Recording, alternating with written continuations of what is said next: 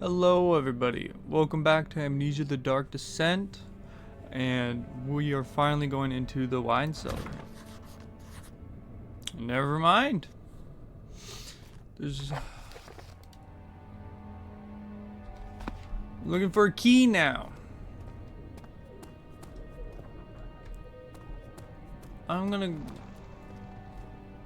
Guess I'm gonna go to the archives, see if there's a key up there.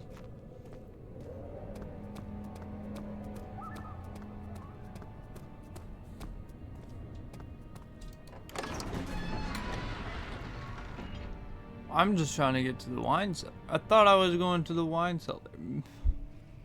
Never mind. Where am I?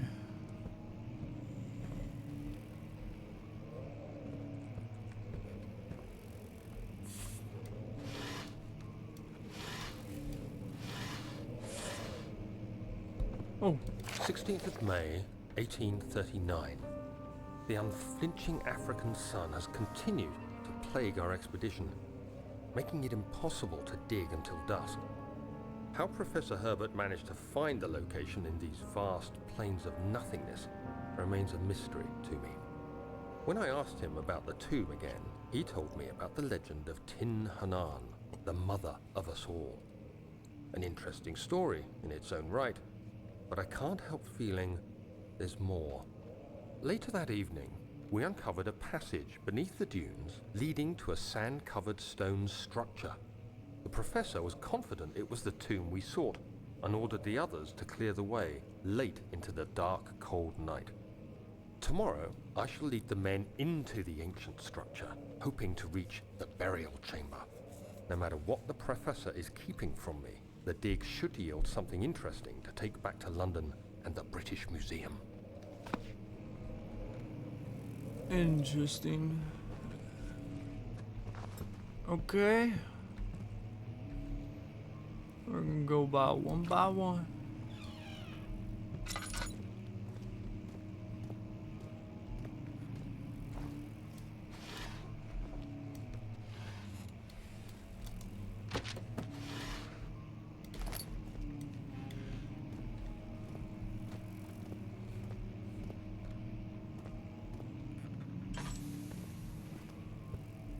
Some of that natural light.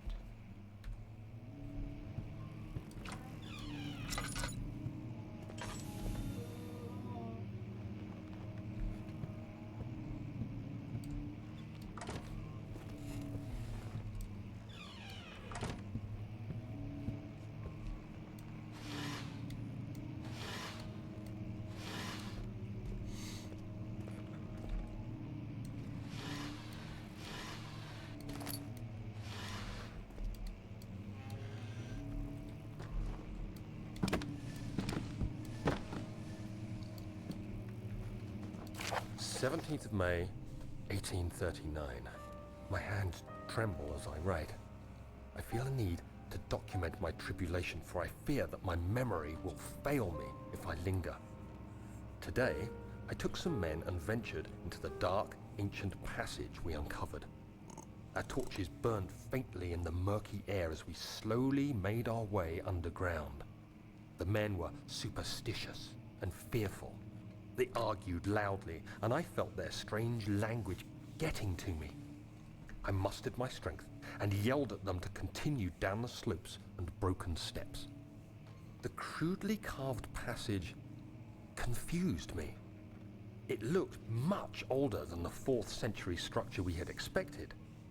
The twisting path emerged into a great antechamber.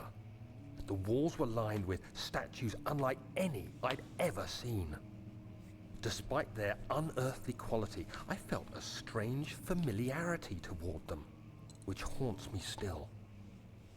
At the far end of the chamber, a great slab of stone sealed off whatever lay ahead. I gave the order to raise it, and as I pushed through the narrow space, the heavy stone suddenly dropped, sealing me inside. I was trapped. Cool. Trapped here.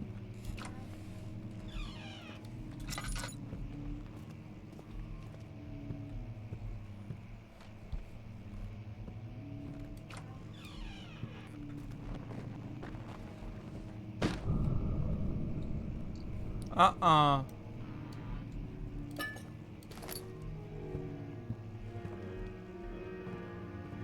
That looks like a chest.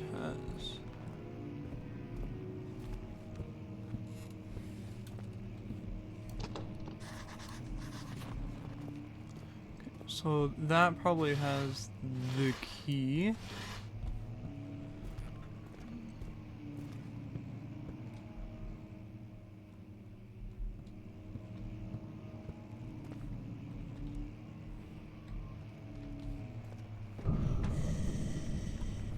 Don't do that, bro. I'm trying to save as much sanity. I don't know how bad sanity is.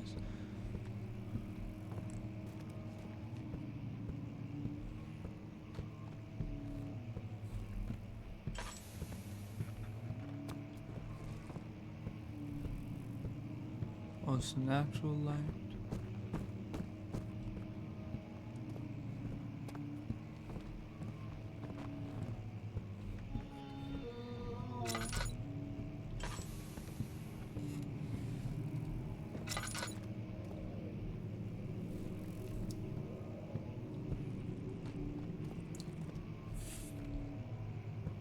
Don't do that.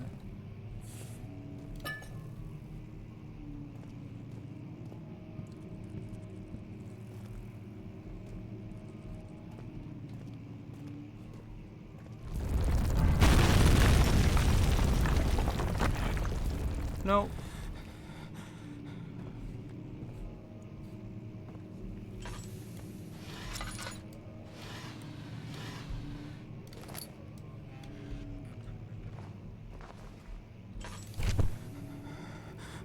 I can't read.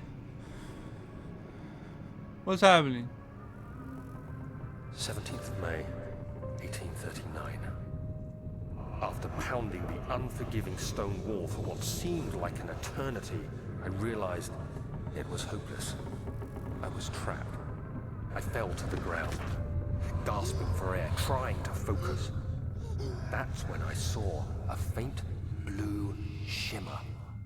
My weakened body was heavy to carry, but I managed to push myself toward the enchanting light.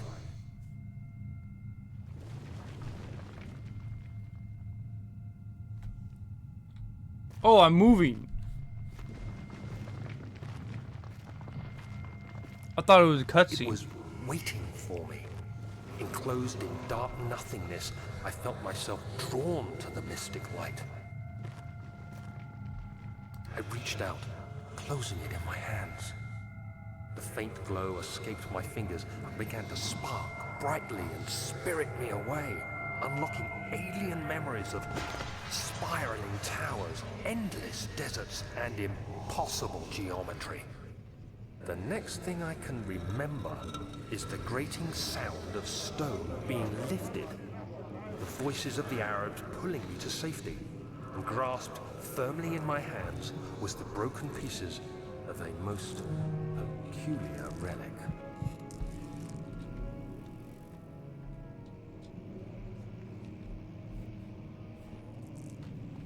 Okay.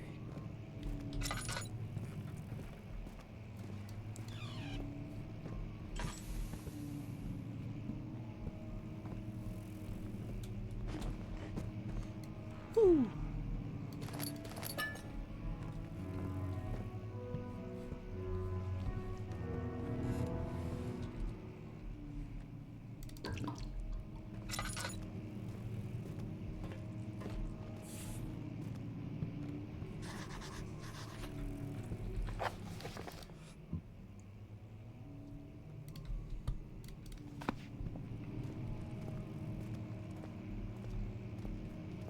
That looks breakable. Give me a chair. Y'all got a chair?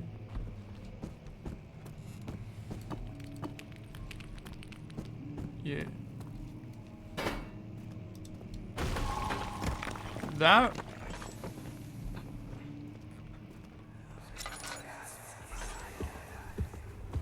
You have to be swift when you activate the first one. You hear that? If it stops, you'll have to start over. Isn't all this a bit excessive? You can never be too careful, Daniel.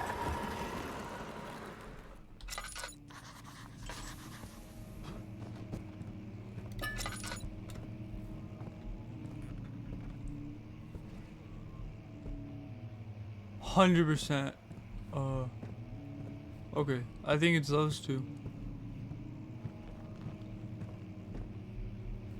Huh?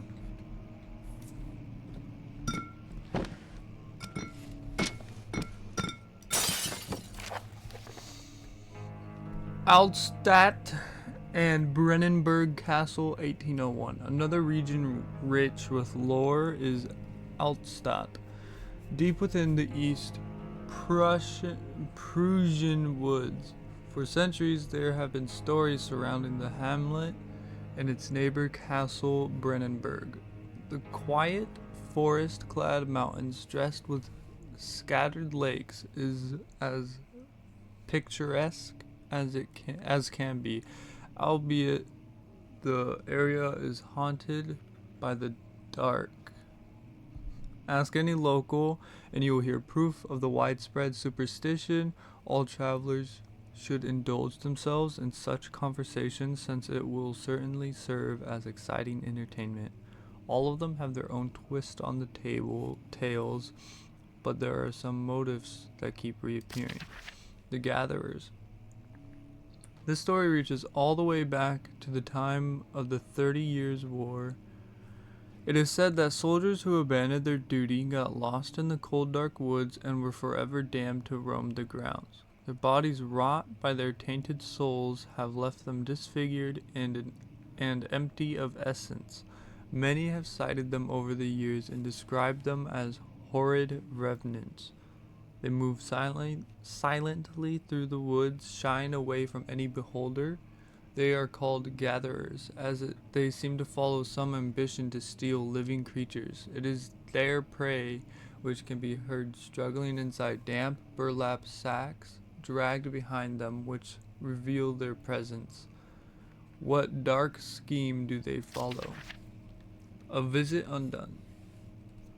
Heinrich Cornelius Agrippa, the well-known erudite, visited Altstadt at the start of the 16th century.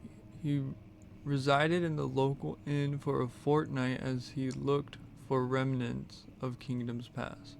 During his stay, all the prominent members of society paid notice, and he is mentioned in many records of the time. One day he went to investigate a burrow in the northwestern glades, only to never be seen again. Heinrich is known to have passed away in Grenoble some 10 years later. He dismissed the notion of ever visiting Altstadt, which makes you wonder what really happened. Who was this mysterious man who visited the sleepy hamlet in the woods, and what happened to him? The Baron of Brennenburg lives a reclusive life with his family at his castle nearby. Altstadt, and like most those of noble birth, rumors are inherited alongside with the title. Researching the history reveals little before the castle was consumed by fire in the late 16th century. It was rebuilt by Alexander, a nobleman from the Rhinelands, claiming the role as protector of the Prussian state. Alexander helped the region to flourish and remain popular throughout his presumed lifetime. The family has always been secretive when it comes to lineage and heritage. Therefore, the birth and death of Alexander and his offspring has never been fully recorded. This has fed the idea that the Baron is in fact one and the same who came from the west over 300 years ago, lived through the time of occupation, and joined the coveted order of the Black Eagle along with the great leaders of this country. Cool, and that made me run out of time. So I will see you guys in the next video. Alright, bye bye.